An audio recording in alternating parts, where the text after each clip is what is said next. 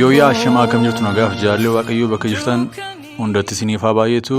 Kun YouTube channel Boonsaa Addisuu Guuteeti. Baga nagaan gara YouTube channel keenyaatti dhuftanii tarii YouTube channel kanaaf haaraa yoo taatan subscribe gochuun maatii keenyatti dabalamaa. Akka armaan gaditti kan isiniif dhiyeessinu barreessaa beekamaa Eebbisaa Baayisaa ta'ee ture garuu International Churchitiif barreesse isiniif dhiyeessina. Akkasumas deebii ta'ee tureen isaaf deebisee isiniif dhiyeessina. Aga xumura sagantaa keenyatti nu waliin turaan affeerra keenya jaalalaati. Ta'ee ture garuu International Church eenyu? Gaaffiin kun gaaffii namoota hedduuti. Waggoota muraasa darbanii as namuu gaaffii kana wal gaafata.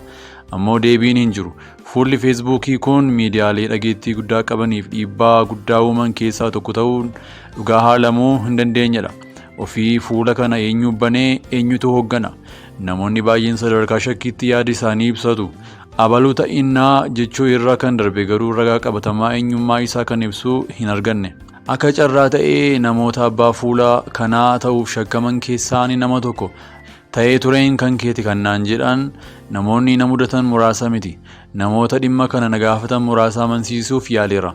Ammoo tokko namaaf qofaatti deebii kennuu irraa barreeffama kana qopheessuufan murteesse. Itti dhiyaadhaa. Ani fuula kana akkuma nama kamuu miidiyaa hawaasaa irraan arge. Dhugaa dubbachuuf fuulli kun kan eenyu akka ta'ee fi eenyuun akka hoogganamu waanan beeku hin qabu. Nama dhuunfaa haa ta'uu garee eenyu akka ta'e hin beeku. Eenyummaa isaa baruunis hagas mara barbaachisaadha jedhee waanan itti hin amanneef itti dhiphadhee hin beeku. Eenyu iyyuu haa ta'uu eenyu namni kamuu waan sammuun isaa itti amane gochuuf bilisummaa qaba jedhee amana. Eenyummaa namichaa yookaan namootaa sana baruu osoo hin taane dhuunfaadhaan ejjennoo waa'ee fuula sanaaf qabu ibsachuutu barbaachisaadha.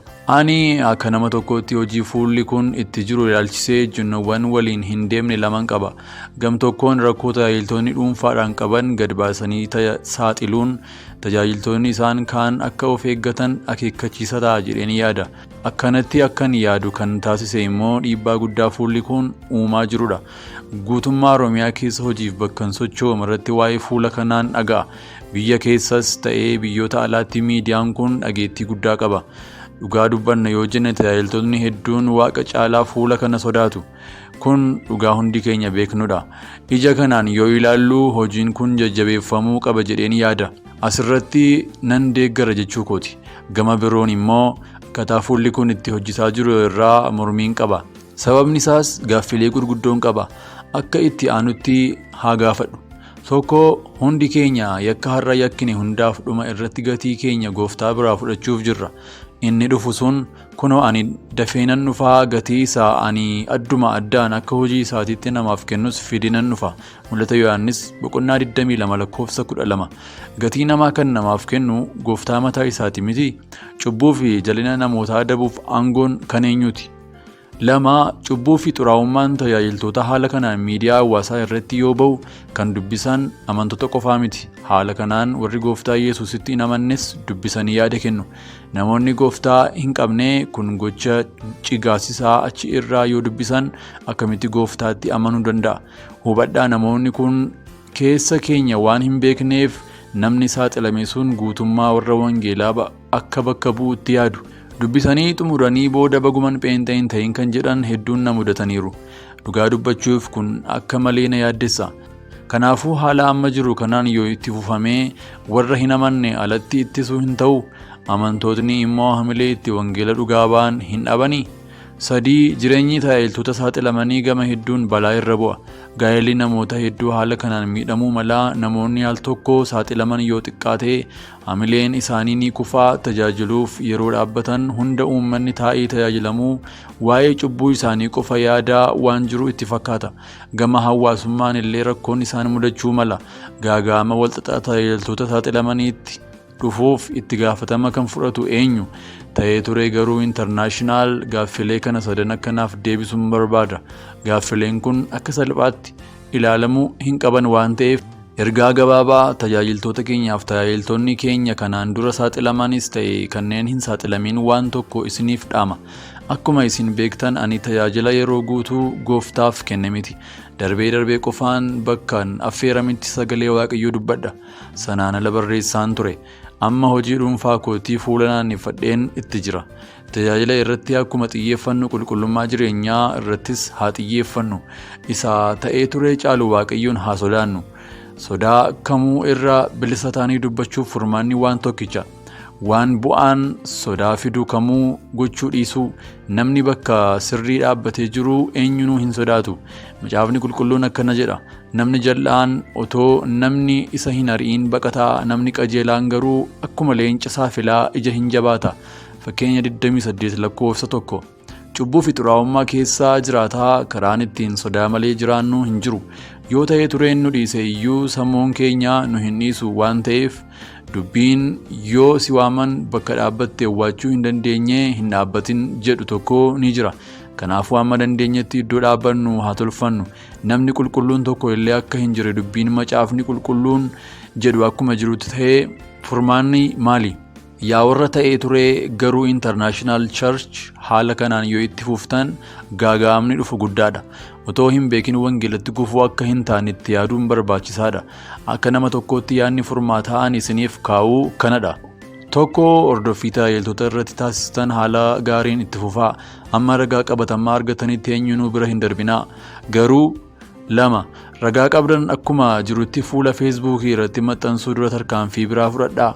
Akka kootti otoo akkas gootanii koree dhimma kana irratti si waliin hojjetu namoota bilchaatoo kan of keessaa qabu nama 5 hanga 10 hundeessaa. Koreen kun hojii kana isin waliin hojjechuuf fedhii yeroo fi dandeettii kan qaban haa ta'an. Isin ragaa qabdan kamuu isaaniif ergaa. Isaan immoo ragaa sana bu'uura godhachuun tajaajilaa sana haa gorsan, haa akeekkachiisan. Yoo inni isaan dhaga'uu dide jaarsolii waldaa isaa haa qunnaman. Waldaan isa adabaa fi gorsa haa laattuuf. Namni waldaa isaas hin dhageenye immoo silaas abdii qaba jedhee hin yaadu. Kanaafuu dhuma irratti fuula keessan irratti saaxiluu dandeessu.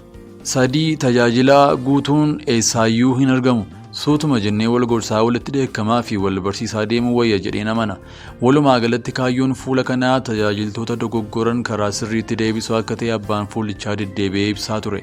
Kaayyoon kun gaariidha. Akkaataan raawwii kaayyoo kanaa garuu irra deebi'amee ilaalamuu qaba jedheen yaada. Kan kana irraa hafee yaa obboloota koo ani eebbisaa baayisaa abbaa fuula kanaa miti. Yoo jarri gadeeraan hojjetu ta'e immoo miseensa isaaniis miti. Namoota karaa adda addaa dhimma kana na gaafattaniif deebiin koo kanadha. Kanuma egaa nagaatti. Itti aansuudhaan ergaa ta'ee ture garuu International Church eebbisaa baayisaatiif deebisee isiniif dhiyeessina. Ta'ee ture garuu International Churchis akkas jechuudhaan deebii eebbisaa baayisaatiif deebiseera. Obboleessa keenya eebbisaa baayisaa mee mata duree ta'ee ture qoricha yeeyyuutaa jedhuun kitaaba tokko dhalootaaf barreessi. Yaadni kee bareedaadha. Shakkamuu irraa amma tokko si hambisa. Nutis shakkamuu kee hin barbaannu. Nuti of dandeenyee sochoona. Garuu gaaffileen ati nu gaafatte sadanshee gaaffii si madaaltu miti. Hayyuun waan xixiqqoo akkanaa ni gaafataare. Dhugaan dhugaa baqataare. Sobnis akka dhalchaare. Waaw! Deebiin kees koomant maxxansa kee jalaa iyyuu ni argatta.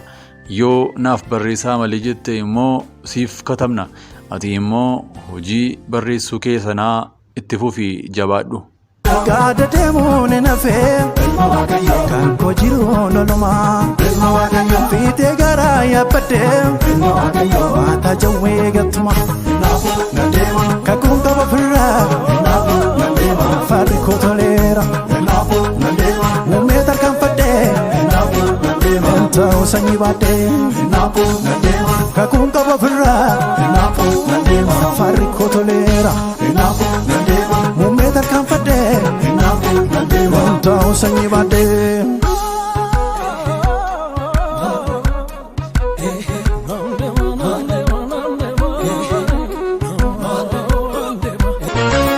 Gaarummaa kee argeera abbanaaf ta'uu kee naatti seena fideera ooleni gargaarsa kee otuu bineensi baay'ee naannoo koodhaa dutu hundumaa na baraartee gooftaa si agalatu Yesuus si agalatu. Gaarummaa kee argeera abbanaaf ta'uu kee naatti seena fideera ooleni gargaarsa kee otuu bineensi baay'ee naannoo koodhaa dutu hundumaa na baraartee gooftaa si agalatu Yesuus. Gaaffii hedduu narraa ka'uu didde Eechadhateenatti danaamixaa alle maqaa keetiin gaafuu xixaa jaala caaltuu itittuu mi'i obboleessi dansaan si'i.